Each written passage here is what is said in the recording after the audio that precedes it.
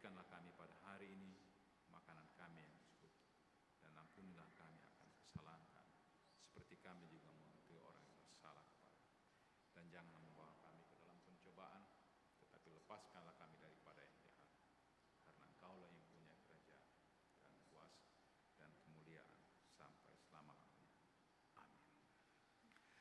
Selamat siang Bapak Ibu, saudara-saudaraku kekasih Tuhan. Shalom.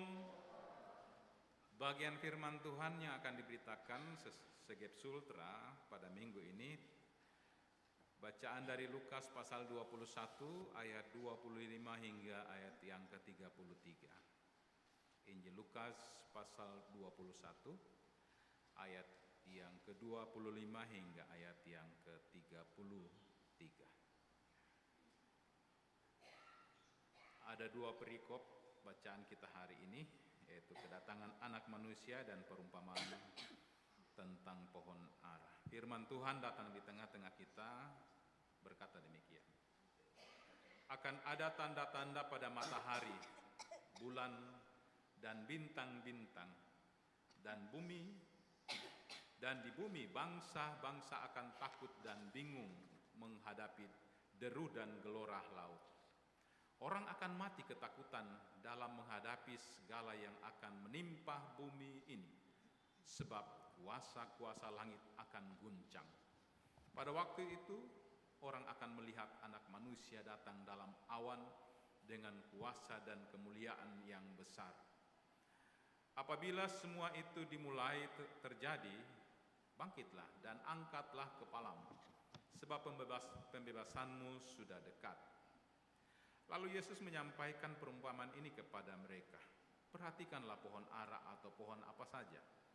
Apabila kamu melihat pohon-pohon itu sudah bertunas, kamu tahu dengan sendirinya bahwa musim panas sudah dekat. Demikian juga jika kamu melihat hal-hal itu terjadi, ketahuilah bahwa kerajaan Allah sudah dekat. Sesungguhnya aku berkata kepadamu, generasi ini tidak akan berlalu sebelum semuanya itu terjadi. Langit dan bumi akan berlalu, tetapi perkataanku tidak akan berlalu. Sedemikian firman Allah yang telah kita baca dan dengarkan bersama. Kita semua yang hadir pada saat ini terus akan disebut berbahagia kalau di setiap persekutuan kita sungguh-sungguh datang rindu untuk memuliakan Allah, terlebih lagi datang rindu mendengarkan firman-Nya, memelihara dan melakukan dalam kehidupan kita hari lepas hari. Amin. Hosiana. Hosiana, Hosiana, Hosiana.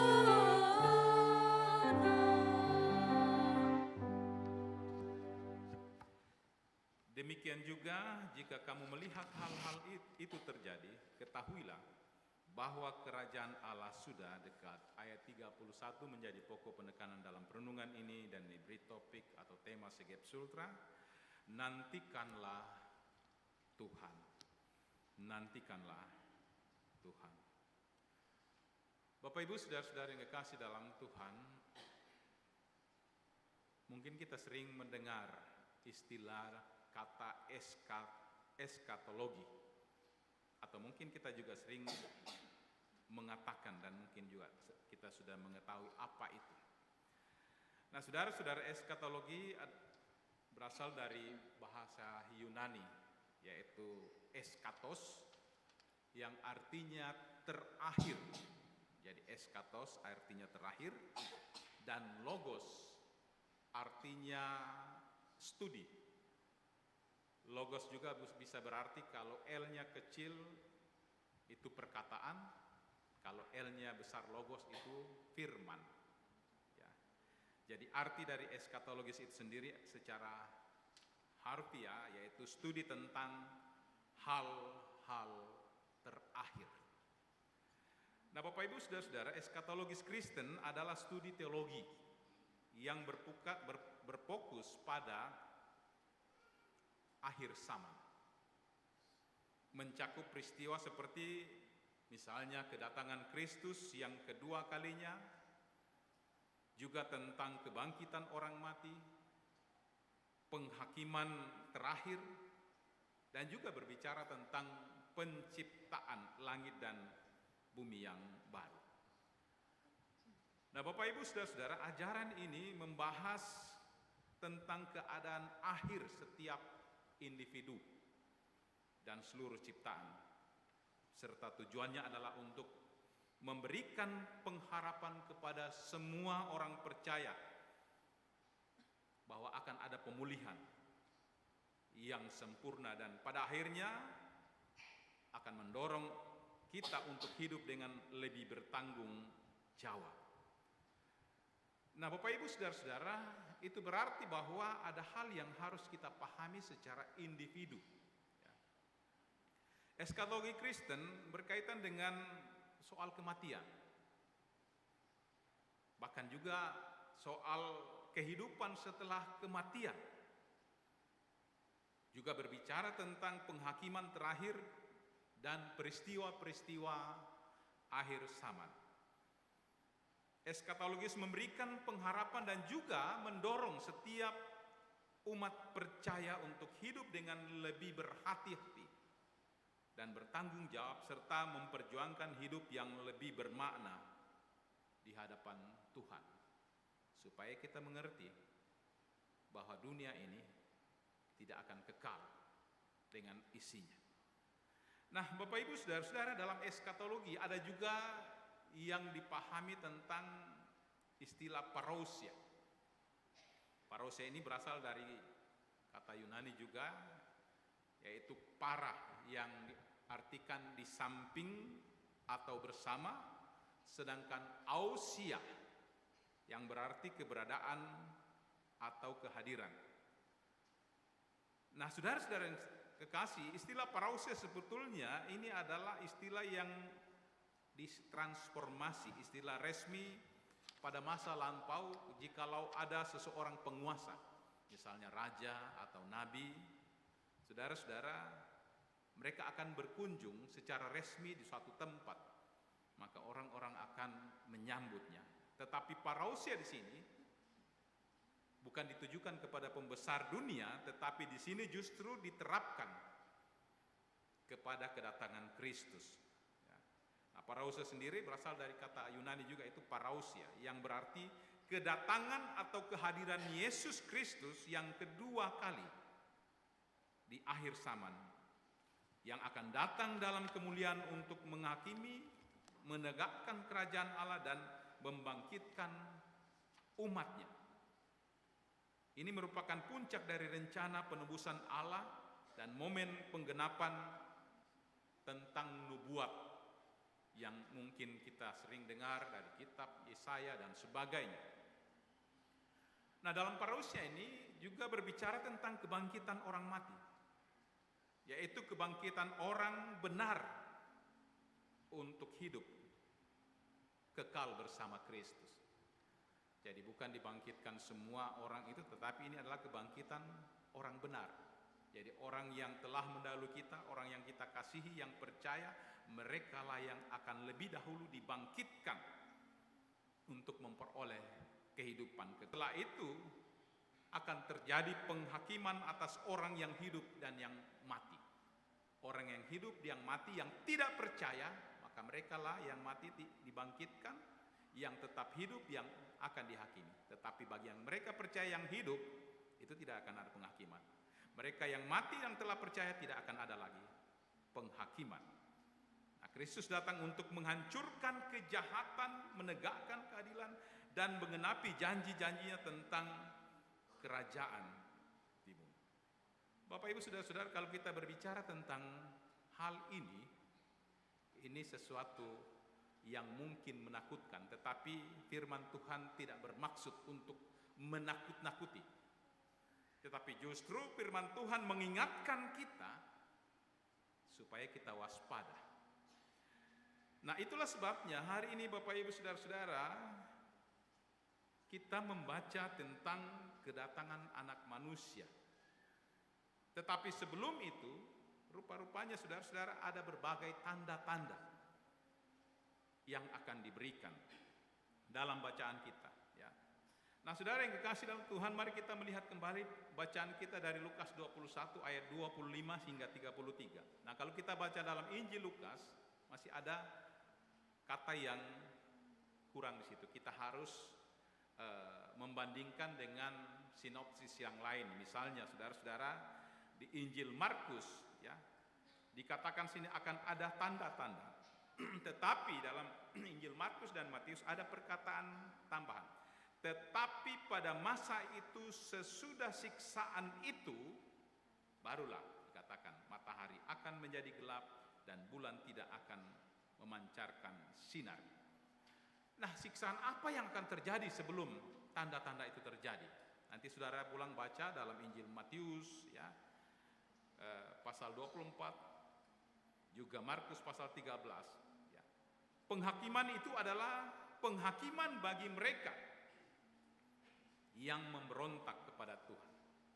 Penghakiman itu adalah bagi mereka yang tidak percaya kepada Tuhan.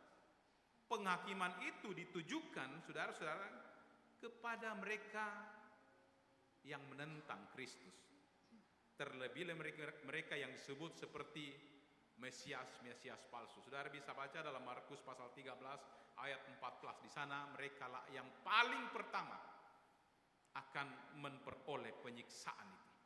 Penghakiman. Ya.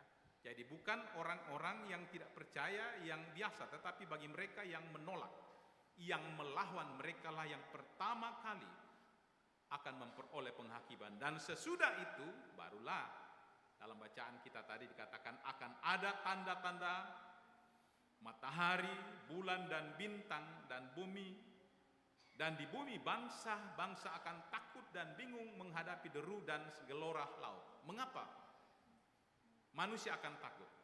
Nah, saudara, kalau kita kembali dalam bacaan kita tadi dalam Injil Markus, saudara-saudara, manusia akan takut, saudara-saudara, karena dikatakan dalam Markus pasal 13 ayat 25, bintang-bintang akan berjatuhan dari langit. Kita bayangkan, saudara-saudara, kalau meteor saja jatuh di beberapa tempat di bumi ini, itu sudah dalam bentuk kecil karena sudah habis terbakar, terkena oleh udara, tiba di bumi, sekecil apapun dia akan membuat lubang yang besar, ledakan yang luar biasa ketika bertabrakan dengan bumi. Nah, bisa bayangkan kalau yang digambarkan bahwa bintang-bintang itu akan berjatuhan.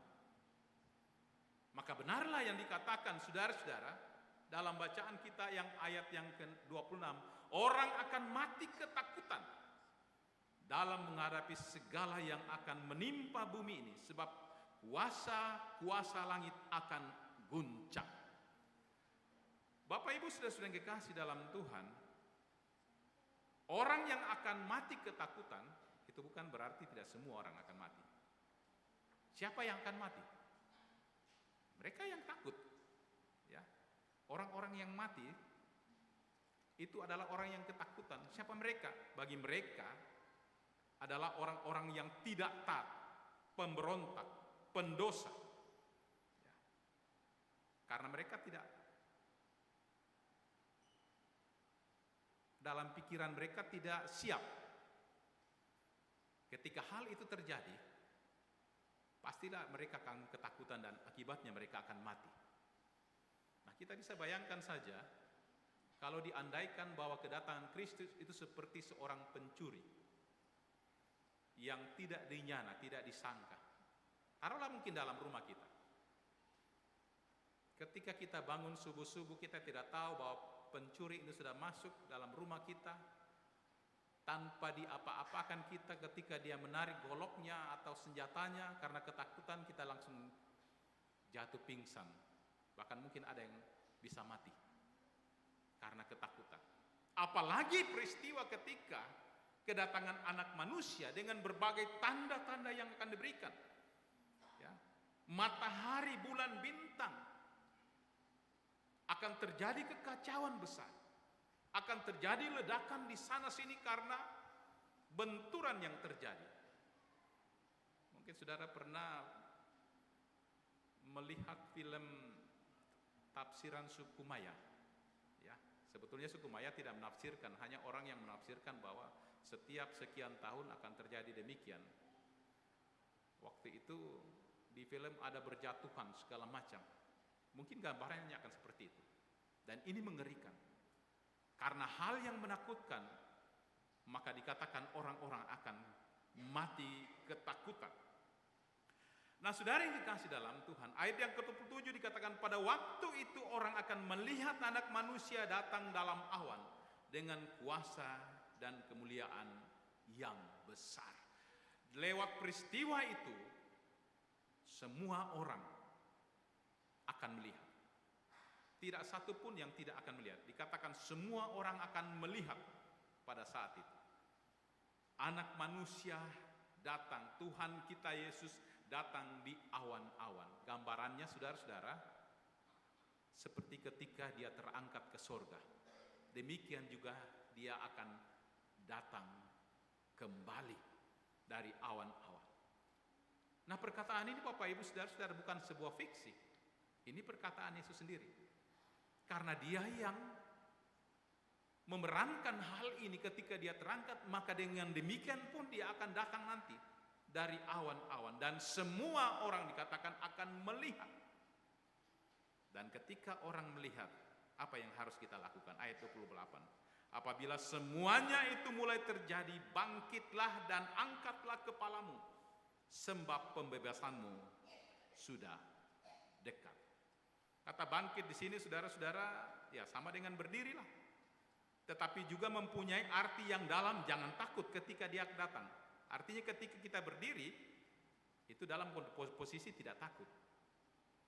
Bangkitlah artinya bahwa kata bangkit ini bukan ketakutan tetapi bersukacitalah.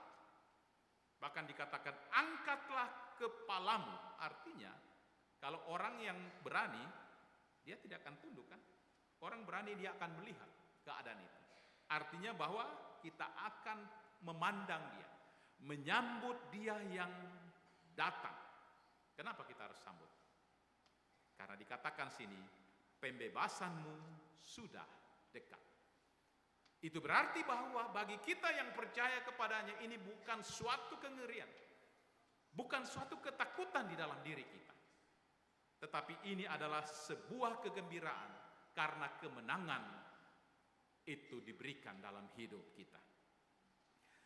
Nah, Bapak Ibu saudara-saudara yang kekasih dalam Tuhan Yesus Kristus, kedatangan Kristus dalam kehidupan kita dikatakan bangkitlah dan angkatlah kepalamu. Saya sering mengatakan bahwa kedatangan itu bukan hanya satu masa saja di akhir zaman, tetapi ada 3 hal. Yang pertama, dia datang dalam kehidupan kita seperti ini, kehidupan sehari-hari. Apa tujuannya? Dia datang untuk mengasihi saudara-saudara dan saya. Dia datang untuk menolong saudara-saudara dan saya. Dia datang untuk mengingatkan saudara-saudara dan juga supaya kita mau bertobat. Itu kehadiran ketika kita hidup sehari-hari. Dia selalu datang dalam hidup kita. Tapi apakah kita menyadari hal ini dalam kehidupan kita? Tidak sedikit orang Kristen yang mengabaikan kehadiran, kedatangan Kristus dalam hidupnya. Ketika dia mengingatkan, jangan begini, jangan begitu. Orang justru bahkan tidak mengindahkan kehadiran Tuhan dalam hidupnya. Lalu yang kedua, saudara-saudara, kehadirannya apa? Itu secara pribadi kita untuk datang mengambil hidup saudara-saudara dan saya. Ini otoritas Tuhan. Dan tidak ada yang bisa untuk menggagalkan dan menghalangi. Kalau Tuhan sudah berkenan, dia datang untuk menjemput saudara-saudara dan saya. Lalu yang ketiga, inilah parousia. Kedatangan Kristus yang kedua kali secara menyeluruh, secara global, secara universal. Itu berlaku bagi semua orang. Nah, persoalan sekarang Bapak Ibu Saudara ada 2 hal. Ketika dia datang secara pribadi dengan kita dan juga dia datang secara global, secara universal. Apa yang kita harus lakukan? Apakah dalam kehidupan kita akan melakukan seperti ayat yang ke-28, bangkitlah dan angkatlah kepalamu? Atau justru kita tertelungkup, kita takut dan tidak berani mengangkat kepala kita. Karena apa? Karena mungkin dalam hidup ini kita telah dipenuhi pemberontakan, bahkan dosa di hadapan Tuhan. Nah, saudara yang dikasih dalam Tuhan, kehadiran Kristus, saudara-saudara, Yesus memberikan perumpamaan juga, dikatakan dalam ayat 29, perhatikanlah pohon ara atau pohon apa saja. Apabila kamu melihat pohon-pohon itu sudah bertunas, kamu tahu dengan sendirinya bahwa musim panas sudah dekat. Saudara yang kekasih dalam Tuhan Yesus Kristus, ada kata sini, perhatikanlah. Coba ingat Bapak Ibu Saudara, sekali di rumah kita menegur anak-anak kita, atau mungkin kita marahi. Coba perhatikan, perhatikan. Artinya saudara-saudara apa? Kita mengajak anak kita untuk fokus, untuk konsentrasi, supaya ketika kita memberikan penjelasan pengajaran, mereka tidak lengah, betul-betul mendengarkan apa yang hendak kita katakan. Perhatikanlah, kita mengatakan pandangan benar-benar tertuju kepada apa yang hendak kita berikan kepada anak kita. Nah, demikian juga Yesus ketika mengatakan perhatikanlah pohon ara atau pohon apa saja. Artinya dalam hidup ini Bapak Ibu Saudara, memang kita hidup secara natural. Setiap saat, ada pagi, siang, sore, ada malam, ada hal kesibukan kita. Tetapi apakah kita pekah dalam kehidupan kita? Kata perhatikan itu, Yesus hendak mengajar kita dalam kehidupan ini supaya kita pekah. Jangan kita hanya melihat bahwa kejadian-kejadian alam ini hanya natural. Sebab firman Tuhan telah mengatakan ada tanda-tanda yang akan didahului. Apabila kamu melihat pohon-pohon itu sudah bertunas, kamu tahu dengan sendirinya bahwa musim panas sudah dekat. Demikian juga, jika kamu melihat hal-hal itu terjadi, ketahuilah bahwa kerajaan Allah sudah dekat. Hal-hal apa yang terjadi? Kalau saat ini sudah terjadi di mana-mana deru perang, terjadi gempa bumi, banjir, longsor, tsunami, itu bagian kecil Bapak Ibu Saudara. Itu baru tanda-tanda kecil. Dan ketika tanda yang besar, yang global, dikatakan dalam bacaan kita bulan lalu dalam Wahyu, akan terjadi gelap gulita. Gelap gulita ini bukan lokal, hanya di Indonesia, tidak, tetapi secara menyeluruh. Kita akan mendengarkan sangkakala berbunyi. Sangkakala itu bukan hanya terdengar di Kendari, tetapi secara universal, seluruh dunia akan mendengarkan. Itulah tanda akhir. Bahwa saudara-saudara, Dia datang untuk menyelesaikan semua apa yang dibuatkan. Bahwa Dia datang untuk menyelamatkan, tetapi ketika Dia datang, bukan lagi datang sebagai penyelamat, tetapi sebagai hakim. Hakim bagi mereka yang tidak percaya, hakim bagi mereka yang menolak, tetapi bagi mereka yang percaya, itu adalah berita yang sukacita. Dikatakan, bangkitlah dan angkatlah kepalamu, sebab pembebasan sudah dekat.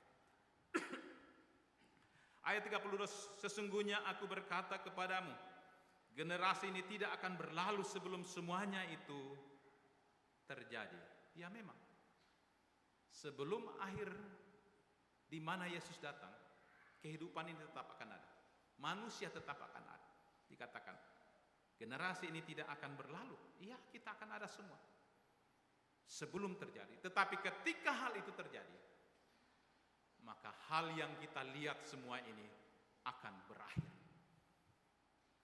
Dia akan datang dari awan-awan yang mungkin sering kita katakan Yerusalem baru. Dia akan membaharui dengan ciptaan yang baru. Itulah yang akan menjadi milik bagi saudara-saudara dengan saya yang percaya, yang menang di dalam Kristus Yesus. Nah, pertanyaan sekarang Bapak Ibu Saudara-saudara, apa yang kita pelajari dari firman Tuhan hari ini? Dari Injil Lukas pasal 21 ayat 25 hingga 33.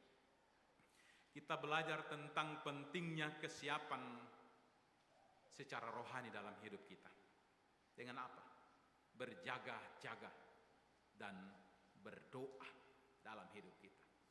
Ayat 36 di sana dikatakan, berjaga-jagalah senantiasa sambil berdoa, supaya kamu beroleh kekuatan untuk luput dari semua yang akan terjadi itu dan berdirilah di hadapan Anak Manusia. Menghadapi akhir zaman, perhatian terhadap tanda-tanda kedatangannya, bahwa hal duniawi itu hanya bersifat sementara, tidak akan ada yang kekal dalam hidup. Namun firman Tuhan dikatakan kekal, dan kita harus hidup dengan harapan, tidak larut dalam kesenangan duniawi, agar dapat berdiri teguh saat ketika Yesus kembali untuk datang ke dalam dunia ini. Saudara-saudara, Yesus telah menggambarkan dan memberikan sebuah tanda-tanda seperti gangguan matahari, bulan, bintang, dan kesusahan bangsa-bangsa. Ayat 25-26. Ini menunjukkan bahwa peristiwa besar akan terjadi secara global dalam kehidupan kita. Bukan hanya memberi tanda-tanda dalam kehidupan kita terhadap lingkungan, tetapi sadarkah dalam hidup ini juga Tuhan sering mengizinkan kita memperoleh tanda-tanda secara fisik dalam hidup kita. Ketika kita sudah mulai sakit-sakit, kita punya lutut, susah kita berdiri.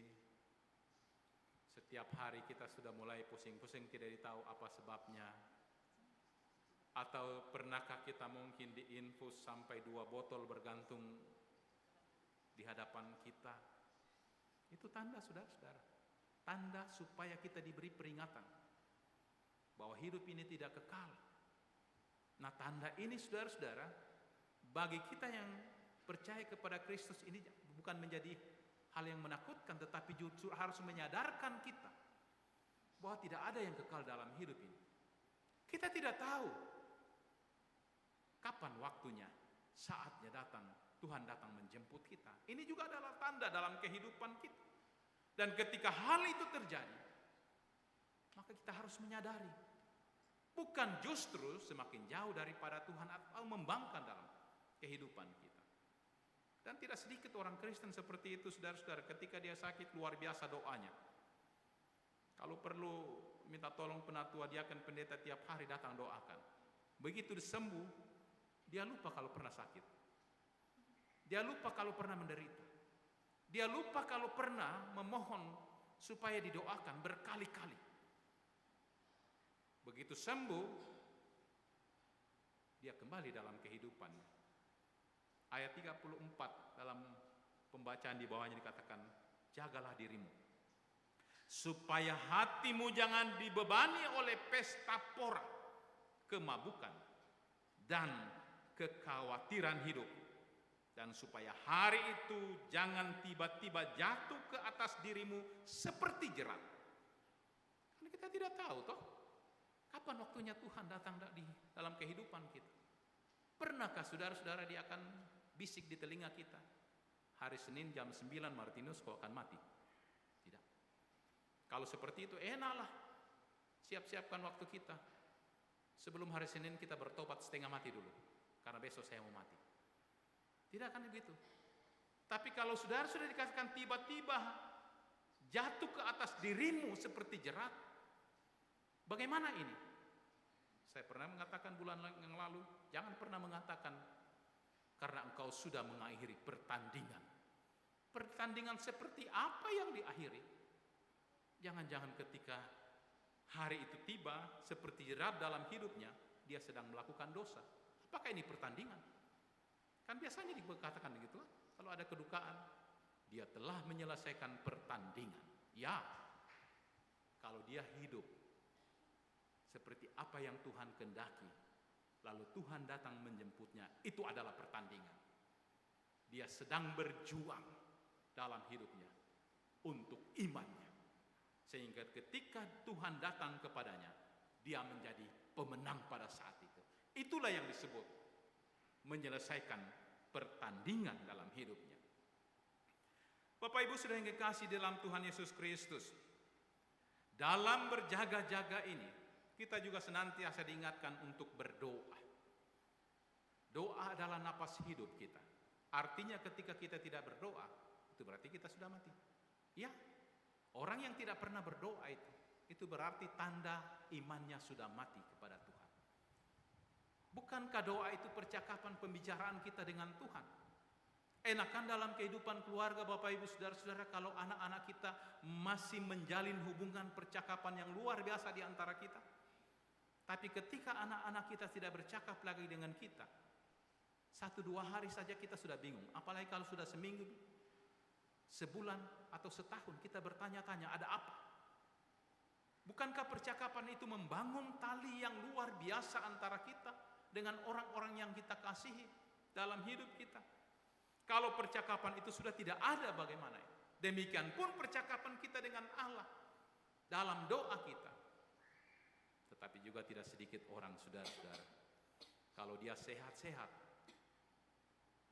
dia lupa berbicara kepada Tuhan. Karena apa? Dia merasa masih kuat, tidak butuh Tuhan. Nanti saya loyo, atau saya sakit, atau saya sudah diikat di rumah sakit, baru saya mau ngomong dengan Tuhan. Sebelum hal itu terjadi, saudara-saudara, Tuhan mengingatkan kita bahwa kedatangan Kristus, parousia itu pasti dan akan terjadi dalam hidup kita. Kalau saudara dan saya tidak mendapatkan parousia itu secara universal, sudah pasti parousia itu datang dalam kehidupan saudara-saudara dan saya secara pribadi. Karena itu firman Tuhan mau mengajak saudara-saudara dan saya, berjaga-jagalah. Dalam minggu Advent saat ini kita diingatkan, Advent adalah penantian. Kita bukan menanti saudara-saudara seorang bayi yang akan lahir lagi di palungan, tetapi kita menanti Kristus yang akan datang kedua kali untuk membebaskan saudara-saudara dan saya. Amin. Terpuji namanya. Saudara-saudaraku, untuk menggerakkan iman kita, saya jemput untuk berdiri. Marilah saudara-saudara dengan segenap orang percaya di muka bumi kita datang bersama-sama di hadapan Allah. Lalu kita mengikrarkan iman kita sesuai dengan pengakuan iman rasuli yang berkata, aku percaya kepada Allah, Bapa yang Maha Kuasa, Halik langit dan bumi, dan kepada Yesus Kristus, anaknya yang tunggal Tuhan, yang dikandung daripada Roh Kudus, lahir dari anak darah Maria, yang menderita di bawah pemerintahan Pontius Pilatus, disalibkan, mati dan kubur, turun ke dalam kerajaan. Pada hari yang ketiga, bangkit pula dari kubur, naik ke sorga, duduk sebelah Allah, Bapa yang Maha Kuasa, dan akan datang dari sana untuk menghakimi. Aku percaya kepada Allah, gereja yang kudus dan persekutuan orang kudus, pengampunan dosa, kebangkitan dari hidup ini.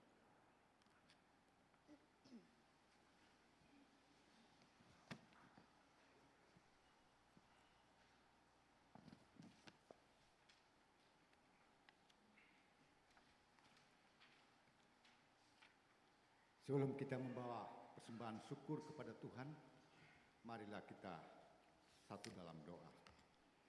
Ya Tuhan Yesus, kami bersyukur kepadamu karena kasih dan pengorbananmu mendorong kami untuk memberi persembahan sukarela ini. Kami sadar bahwa persembahan kami ini tidak sebanding dengan kurban tubuh dan darahmu yang engkau persembahkan bagi kami dan dunia ini. Terima serta kuduskanlah ya Tuhan, agar berguna untuk pelayanan kasih dan keadilan demi kemuliaan nama-Mu. Amin. Sambil pundi akan diedarkan, kita menyanyi dari Kidung Jemaat 277 ayat pertama dan yang keempat. Tuhanku segera akan kembali ke dunia. Akan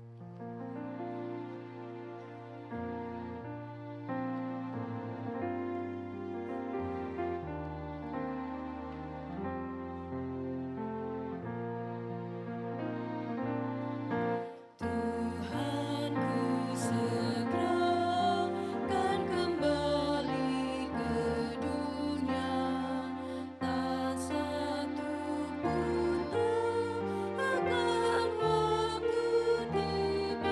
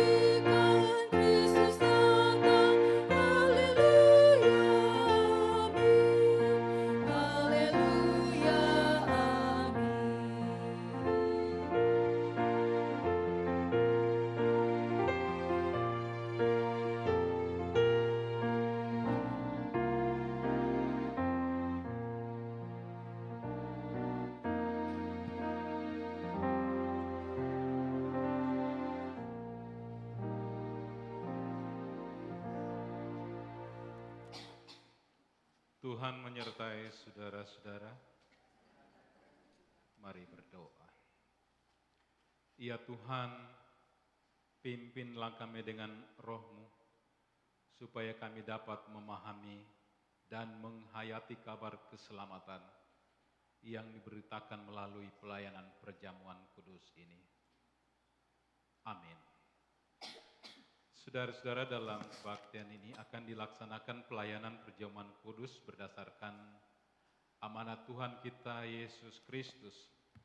Ia menghendaki agar gerejanya selalu memperingati kematian dan kebangkitannya, seperti yang tertulis dalam Injil Lukas pasal 22 ayat 14 hingga ayat yang ke-20 yang berkata, ketika tiba saatnya Yesus duduk makan bersama rasul-rasulnya. Katanya kepada mereka, aku sangat rindu makan Paskah ini bersama kamu sebelum aku menderita. Sebab aku berkata kepadamu, aku tidak akan memakannya lagi sampai hal itu digenapi dalam kerajaan Allah. Lalu kemudian ia mengambil sebuah cawan, mengucap syukur lalu berkata, ambillah ini dan bagikanlah di antara kamu. Sebab aku berkata kepadamu, mulai sekarang ini aku tidak akan meminum lagi hasil pokok anggur sampai kerajaan Allah telah datang. Lalu ia mengambil roti, mengucap syukur, memecah-mecahkannya dan memberikannya kepada mereka. Katanya, inilah tubuhku yang diserahkan bagi kamu, lakukanlah ini sebagai peringatan akan aku. Demikian juga dilakukannya dengan cawan sesudah makan. Ia berkata, cawan ini adalah perjanjian baru oleh darahku yang ditumpahkan bagi kamu. Saudara-saudara, dalam perjamuan kudus ini kita akan makan roti dan minum anggur bersama-sama selaku puji-pujian dan ucapan syukur kita kepada Tuhan kita Yesus Kristus yang telah mengorbankan dirinya bagi keselamatan kita. Oleh pekerjaan Roh Kudus kita mengambil bagian dalam kematian dan kebangkitannya, sementara kita terus menantikan saat penggenapan kerajaan Allah yang akan datang itu. Kita memuji Dia dengan melakukan pujian, datanglah ya Yesus.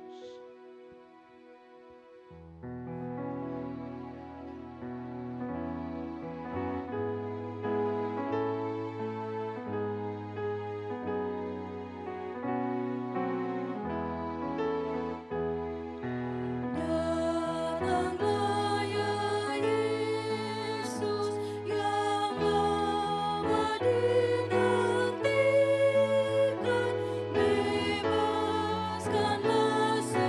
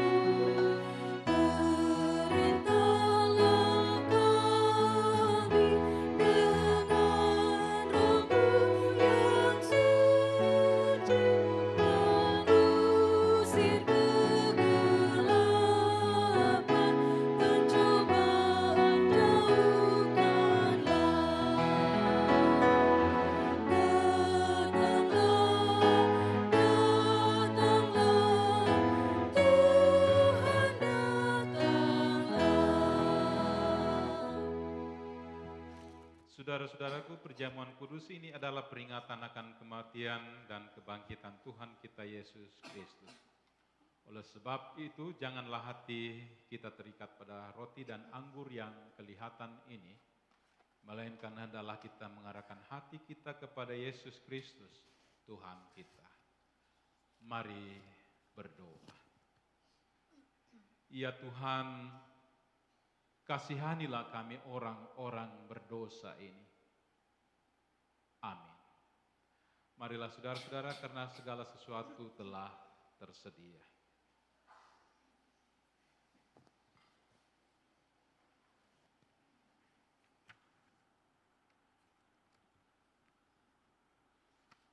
Saudara-saudaraku, roti yang dipecah-pecahkan ini adalah tanda persekutuan dengan tubuh Kristus.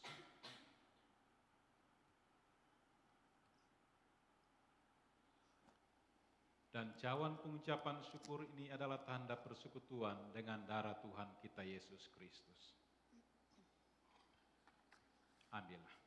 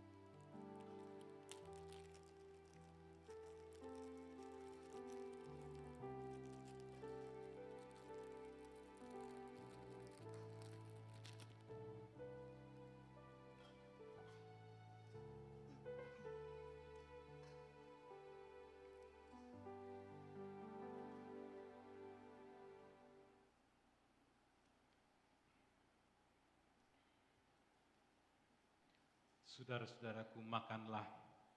Yesus berkata, inilah tubuhku yang telah diserahkan bagi kamu. Perbuatlah ini menjadi peringatan akan daku.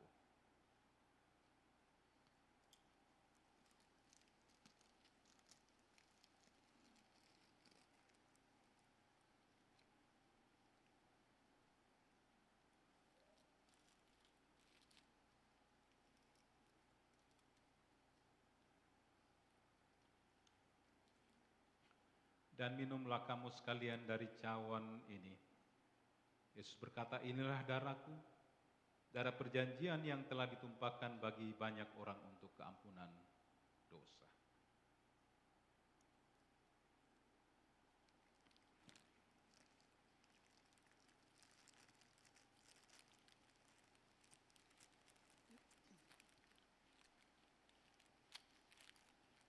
Bagi saudara-saudara yang telah mengikuti dan mengambil bagian dalam perjamuan kudus ini, terimalah berkat-Nya. Allah sumber pengharapan akan memenuhi kamu dengan segala sukacita dan damai sejahtera di dalam iman kamu, supaya oleh kekuatan Roh Kudus kamu berlimpah-limpah dalam pengharapan. Amin. Kita memuji Tuhan dari Kidung Jemaat 240A, datanglah ya sumber rahmat.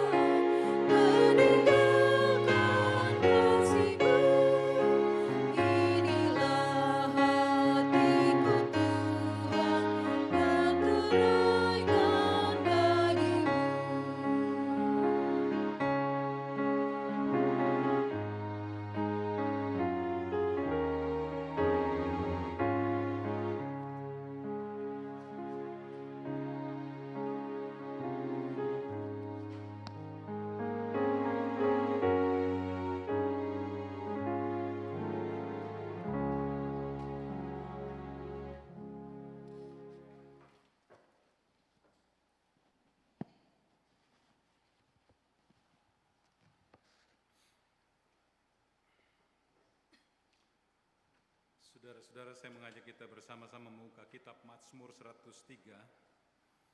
Kita akan membaca secara berbalasan atau responsoril sebagai puji-pujian kita kepada Kristus Tuhan kita. Mazmur 103 ayat 1 hingga ayat yang keempat. Saya akan membaca ayat 1, 3 dan Bapak Ibu Saudara suruh baca ayat 2 dan 4. Tuhan penyayang dan pengasih. Pujilah Tuhan, hai jiwaku, pujilah namanya yang kudus, hai segenap batinku.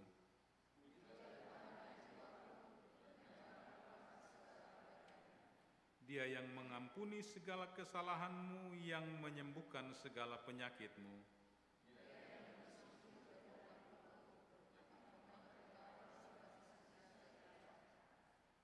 Amin. Tuhan menyertai saudara-saudara. Mari bersyukur dan bersyafaat, kita berdoa. Bapa, kembali kami datang menghampiri kekudusan-Mu. Dengan penuh kerendahan hati Tuhan, kami datang bertelut di hadapan hadirat-Mu. Kami sadar Tuhan, sesungguhnya kami tidak layak untuk menghampiri kekudusan-Mu dengan segala hal yang tidak Tuhan, dengan segala hal yang tidak berkenan dalam kehidupan kami. Tetapi Engkau sendiri Tuhan yang melayakkan, sehingga kami datang berani untuk menghadap hadirat-Mu Tuhan. Kami bersyukur dan berterima kasih atas anugerah dan kebaikan-Mu yang Engkau terus nyatakan dalam kehidupan kami. Sungguh Tuhan, kebaikan-Mu tidak pernah berkesudahan. Bahkan dikala kami lalai dan jauh daripada-Mu, Engkau tetap mengasihi kami. Engkau terus memberikan kesempatan bagi kami Tuhan untuk datang bertobat kepada-Mu. Terpuji nama-Mu. Kami tak dapat menghitung, apalagi membalas akan kebaikan-Mu Tuhan. Tetapi kami terus juga mau meresponi semua kebaikan-Mu itu Tuhan.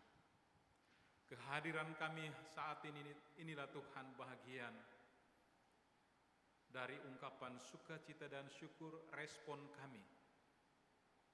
Kami datang membawa diri kami Tuhan sebagai persembahan yang berbau harum di hadapan-Mu. Terima kasih Tuhan atas kebaikan-Mu. Terima kasih atas anugerah-Mu. Di tengah-tengah penyembahan ini kami bersyukur Tuhan ketika kami boleh duduk beria-ria, menaikkan ungkapan sukacita kami lewat puji-pujian kami. Bahkan kami bersyukur Tuhan, Engkau hadir menyapa kami lewat firman. Engkau terus mau menyapa kami, terlebih lagi Tuhan mengingatkan akan kehidupan ini, supaya kami senantiasa berjaga-jaga dalam hidup kami. Terima kasih Tuhan, firman-Mu mengingatkan kami dengan berbagai tanda-tanda yang ada. Biarlah Tuhan kami semakin dekat kepada-Mu dan mau meninggalkan segala hal yang Tuhan tidak berkenan dalam hidup kami, supaya kami terus mau belajar hidup kudus. Dan ketika Engkau hadir dan datang dalam kehidupan kami, sungguh kami boleh kedapatan melakukan yang terbaik, sehingga kehidupan yang kekal itu layak bagi kami, sebab kami sungguh-sungguh Tuhan menjadi anak-anak-Mu yang terus melakukan akan kehendak-Mu dalam kehidupan ini. Ya Allah Bapa dalam surga, kami bersyukur juga Tuhan, di tengah-tengah penyembahan ini Tuhan kami boleh menghayati akan pengorbanan-Mu di atas kayu salib lewat perjamuan yang telah kami terima. Buatlah dalam hidup ini Tuhan, kami terus mau menghayati itu, bahwa tidak ada sesuatu pun yang dapat kami lakukan untuk menebus dosa kami selain dengan pengorbanan. Terpuji-puji nama-Mu Tuhan. Juga kami mau bersyukur dan berterima kasih dalam perjalanan kehidupan yang Tuhan telah karuniakan seminggu lamanya. Engkau telah memberkati kami semua, dan secara khusus ada beberapa kekasih kami yang bersyukur atas ulang tahun mereka dan juga sukacita ulang tahun pernikahan mereka. Kami mau bersyukur bersama kekasih kami Silas Bunga, Hermin Misisima, Elvania Duyanti Poya, Daud Sanda Tiboyong, Adi Nugroho Sasmito, Yopi Reski Ananta Saputra, Noela Felicia, Oveli Kristi Natania, Paulina Sampe, Dasyat Rengga, Gemar Paung, Sionatan Dwi Saputra, Yosua Kurniawan R. Pamula, Desrianta Malewa, Christine MS Lumban Tobing, Indrayani Alfrida Tara, Delvia L. Langi, Syera Prabawani Suntoro, dan mungkin masih ada saudara-saudara kami Tuhan yang bersuka cita atas ulang tahun mereka. Terima kasih. Juga kami mau bersyukur atas beberapa keluarga yang Kau telah berkati Tuhan sehingga mereka boleh bersuka cita atas ulang tahun pernikahan mereka. Keluarga Bapak Mesak Alfi Santoso bersama Ibu Maria Rini. Keluarga Bapak Fajar Saputra bersama Ibu Oktaviani Atemu, dan mungkin masih ada saudara-saudara kami Tuhan di tengah sukacita keluarga mereka. Terpuji namamu Tuhan, Engkau sungguh baik. Engkau telah menatang memberkati mereka dalam segala hal. Mereka boleh melewati perjalanan kehidupan mereka dengan berbagai-bagai pergumulan kehidupan. Terpuji namamu, terima kasih atas semuanya itu Tuhan. Di tengah sukacita yang dialami segenap kekasih kami, ini juga menjadi sukacita kami. Karena itu Tuhan, kami mau berdoa, teruslah peliharakan mereka melewati hari-hari perjalanan kehidupan mereka ke depan. Ya Allah Bapa dalam surga, saat ini Tuhan, hamba-Mu mau menyerahkan seluruh keberadaan jemaat-Mu, secara khusus mereka yang boleh hadir pada saat ini. Inilah Tuhan anak-anak-Mu yang setia. Di hari yang Kau kuduskan ini mereka datang dengan penuh sukacita, beria-beria menyembah Engkau, datang rindu mendengarkan kebenaran firman-Mu, mempersembahkan yang terbaik untuk pelayanan, bahkan merenungkan Tuhan akan pengorbanan. Tetapi mungkin di sisi kehidupan kami yang lain Tuhan, Engkau mengetahui akan keberadaan kami.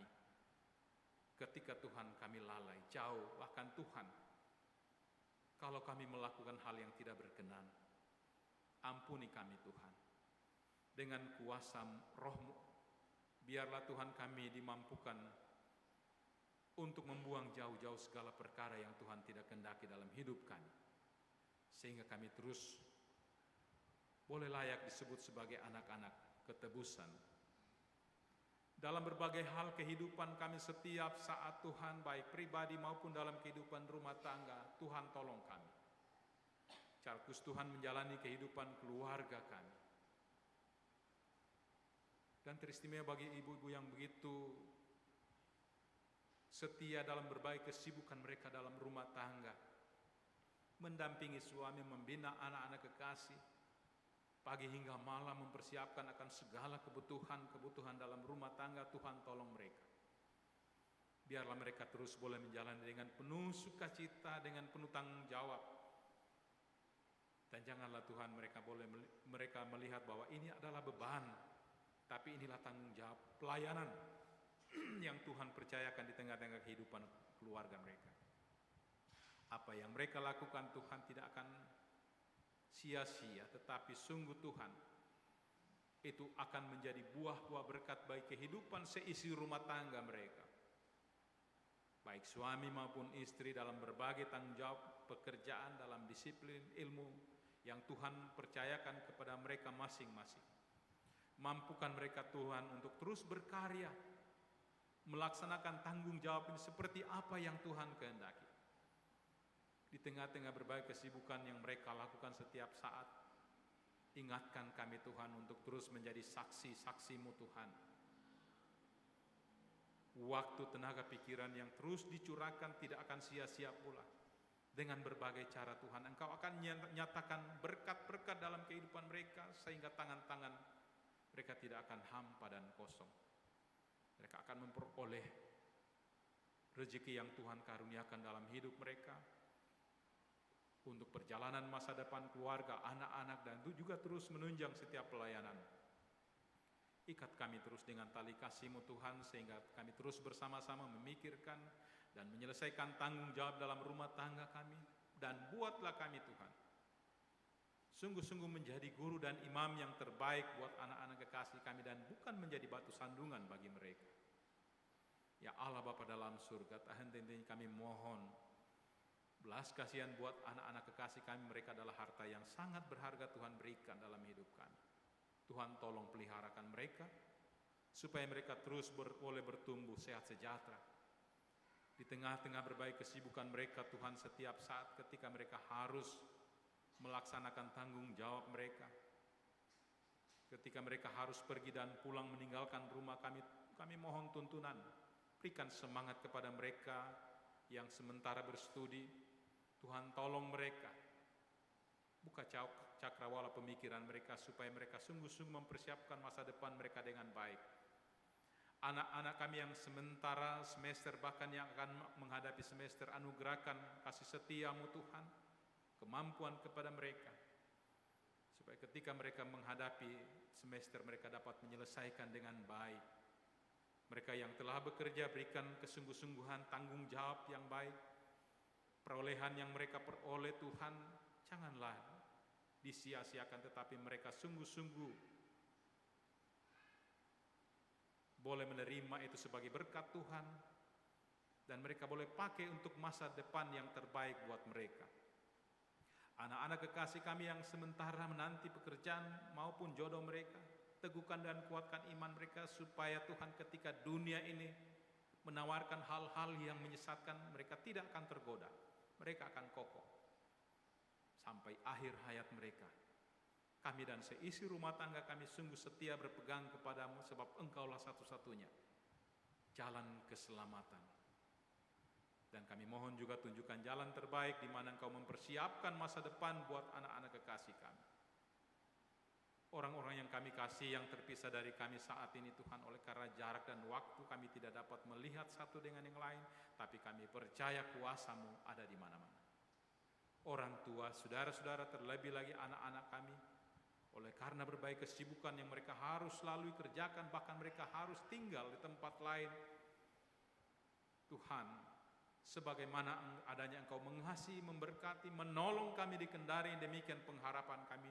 Semuanya juga itu terjadi di tengah-tengah kehidupan orang-orang yang kami kasih di sana.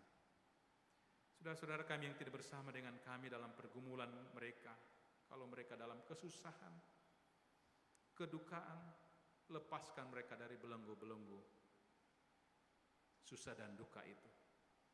Kekasih kami Diaken Cakra Yuda Ade Putra, kemarin Tuhan dari tengah-tengah kehidupan keluarga Engkau memanggil orang tua kekasih ayah almarhum Silas Bonga. Hiburkan dan kuatkan ibu janda bersama anak-anak cucu. Teguhkan dan kuatkan mereka Tuhan. Segala rencana untuk pemakaman beberapa hari ke depan Tuhan mampukan keluarga, supaya mereka dapat menjalani dan menyelesaikan semua itu oleh karena pertolongan. Saudara-saudara kami yang dalam kelemahan tubuh oleh karena sakit, bahkan mereka yang dalam pemulihan, kami serahkan hidup mereka ke dalam tangan kuasa-Mu.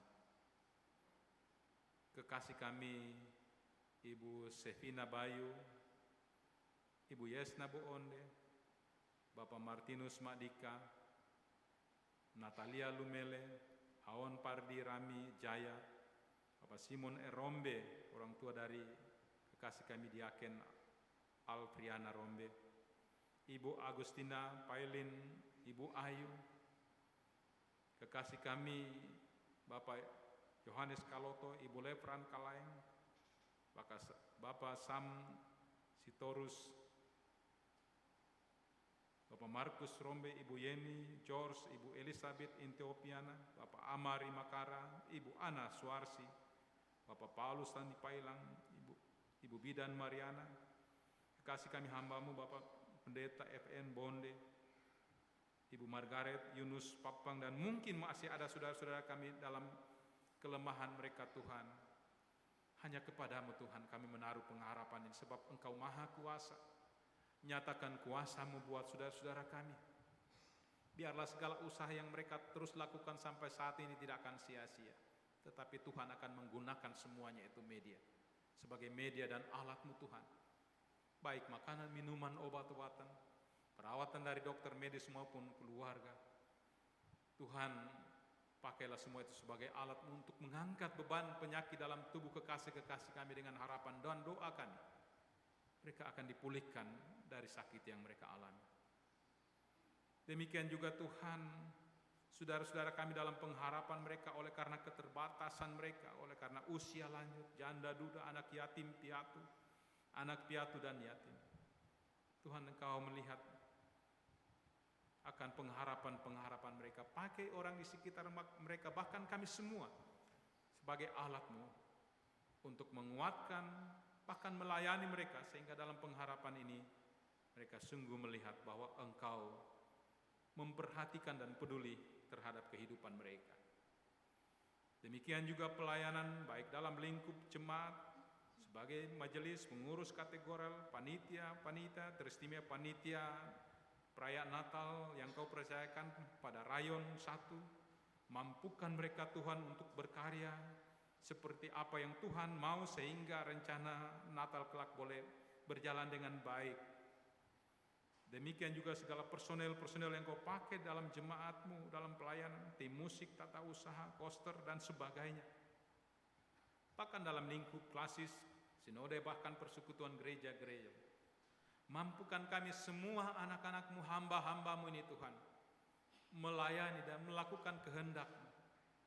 Sehingga setiap pelayanan yang kami lakukan, hanya nama Tuhan saja yang akan dipuji dan dimuliakan di dalamnya.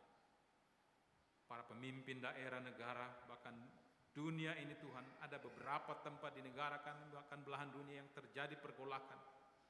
Mampukan pemerintah di dalamnya, supaya mereka dapat menyelesaikan semua perkara-perkara ini. Dan dimanapun kami umat-Mu berada, kami boleh menikmati Tuhan, damai sejahtera-Mu dalam kehidupan kami. Terima kasih Bapa atas persekutuan yang indah boleh terjalin hingga siang ini. Dan sebentar Bapa kami akan pulang meninggalkan rumah-Mu yang kudus, seperti Engkau mengantar kami pagi tadi, demikian pengharapan kami. Sekembalinya nanti kami boleh pulang dengan sorak-sorai pujian dan terus menghadirkan damai sejahtera dalam hidup kami masing-masing. Ini Bapa ungkapan syukur syafaat kami hanya di dalam nama Yesus. Hamba menyerahkan seluruh keberadaan jemaat ke dalam tangan kuasa-Mu. Terpuji nama-Mu Tuhan. Amin.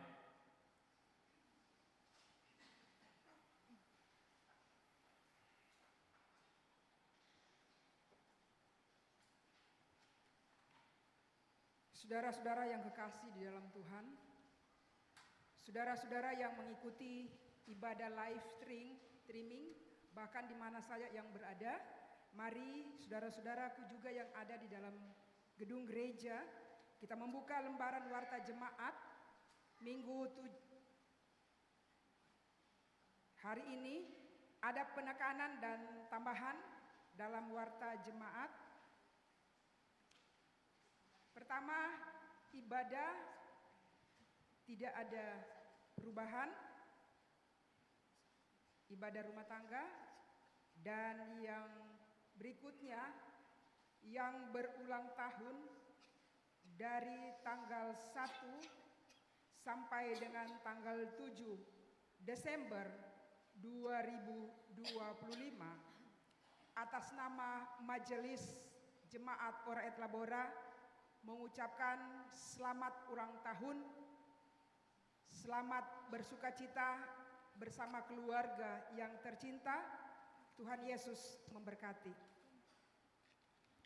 Yang berulang tahun pernikahan dari tanggal 2 Desember sampai dengan 7 Desember 2025 atas nama Majelis Jemaat Ora et Labora mengucapkan selamat berbahagia, sehat selalu, panjang umur. Tuhan Yesus memberkati pernikahan dan selamat bersukacita bersama keluarga yang tercinta. Penyampaian ada penekanan dan tambahan.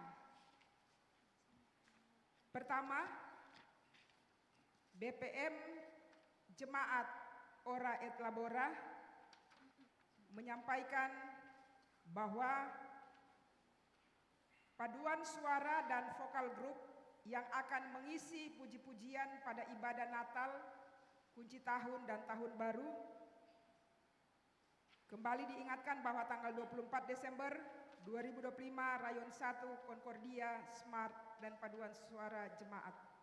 Tanggal 25 PK Lansia Sola Gracia atau Rayon 5 dan Rayon 4. Tanggal 31 Desember PK Perki dan Rayon 3. Pada tanggal 1 Januari 2026 Vokal Grup Karunia atau PKB dan Rayon 2.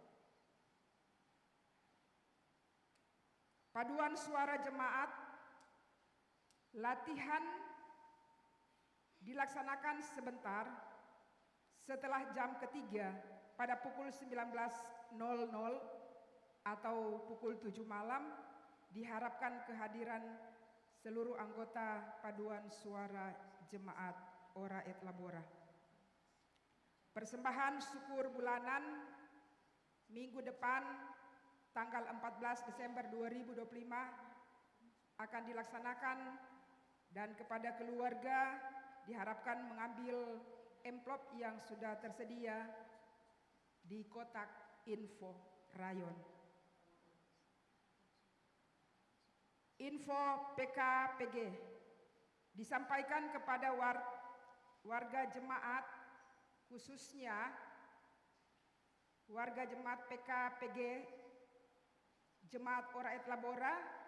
Perayaan Natal akan dilaksanakan pada hari tanggal Sabtu sampai dengan Minggu 13 sampai 14 Desember 2025. Tempat Gereja Oikumene Wanggudu Asera. Nuansa atau dress code merah hijau dan diharapkan kepada semua anggota PKPG dapat menghubungi nomor 08 1343272481 siapa yang akan mengikuti dan semua barang yang akan dibawa. Diharapkan kepada semua PKPG untuk menjadi perhatian. Berikutnya, berita duka cita. Telah dipanggil Bapa di sorga almarhum Bapak Silas Bongga atau orang tua yang tercinta dari Bapak Diaken Cakra Yuda Ade Putra pada hari Sabtu tanggal 6 Desember 2025 di rumah duka dengan alamat Hombis Baruga, dan ibadah penghiburan malam kedua pada pukul 20.00 atau jam 8 WITA diharapkan kepada kita semua untuk mengambil bagian dalam ibadah. Atas nama Majelis Jemaat Ora et Labora mengucapkan turut berduka cita. Kiranya Roh Kudus menghibur dan menguatkan keluarga yang ditinggalkan. Ibadah perayaan Natal Smar akan dilaksanakan pada hari Jumat, tanggal 12 Desember 2025, pada pukul 15.30 WITA atau jam setengah 4 sore. Diharapkan kepada anak-anak semua untuk menjadi perhatian dan mengikuti ibadah perayaan Natal tersebut. Berikutnya ibadah perayaan Natal PK Lansia Klasis Kendari Konawe Utara bertempat di Gereja Maranatha Lepo-Lepo bagi PK Lansia. Maksudnya bagi anggota PK Lansia Ora et Labora berkumpul pada pukul 14.00 atau jam 2 siang di halaman Gereja Ora et Labora. Panitia Natal Bamaknas Sultra melaksanakan donor darah pada hari Sabtu tanggal 13 Desember 2025 tempat Gereja Yesus Gembala. Kiranya bagi jemaat dimohon untuk partisipasi. Dan yang terakhir, yang beribadah pada jam kedua, laki-laki berjumlah 72 orang, perempuan 78 orang, Semuanya yang beribadah pada jam kedua ini berjumlah 150 orang anggota jemaat.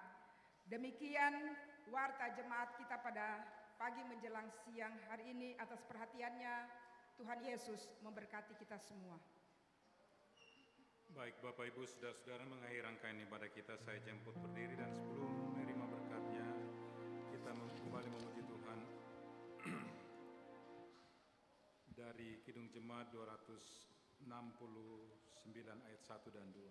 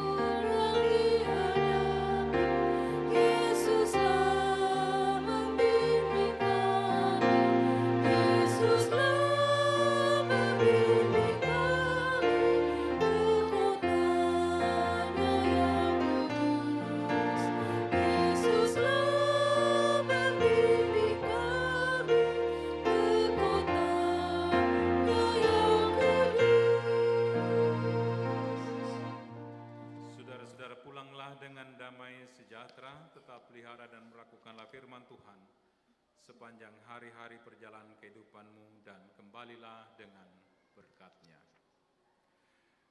Tuhan memberkati engkau dan melindungi engkau. Tuhan menyinari engkau dengan wajah-Nya dan memberi engkau kasih karunia. Tuhan menghadapkan wajah-Nya kepadamu dan memberi engkau damai sejahtera. Amin.